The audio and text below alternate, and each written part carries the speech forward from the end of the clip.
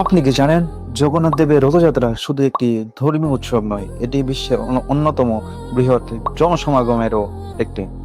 প্রতি বছর আষাঢ় মাসের শুক্লপক্ষের দ্বিতীয়া তিথিতে পুরীর শ্রী জগন্নাথ মন্দির থেকে ভগবান জগন্নাথ, বড় ভাই বলরাম এবং বোন সুভদ্রা তিনটি বিশাল কাঠের রথে চড়ে গুন্ডিচা মন্দিরের উদ্দেশ্যে যাত্রা করেন।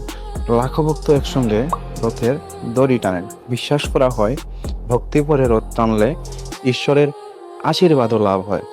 এই রথগুলো প্রতি বছর নতুন করে কাঠ দিয়ে তৈরি করা হয়। জগন্নাথের রথের নাম নন্দীঘোষ, বলরামের তালধ্বজ আর সুভদ্রার দর্পদলন। প্রতিটি রথের উচ্চতা, চাকা এবং সাজসজ্জার নিজস্ব বৈশিষ্ট্য রয়েছে। রথযাত্রার কয়েকদিন পর আবার একই আড়ম্বরে দেবতারা মূল মন্দিরে ফিরে আসেন। এই প্রত্যাবর্তনকে বলা হয় বাহুড়া যাত্রা। শতাব্দীর পর শতাব্দী ধরে চলে আসা এই উৎসব ভক্তি, ঐতিহ্য এবং সম্প্রীতির এক অনন্য প্রতীক।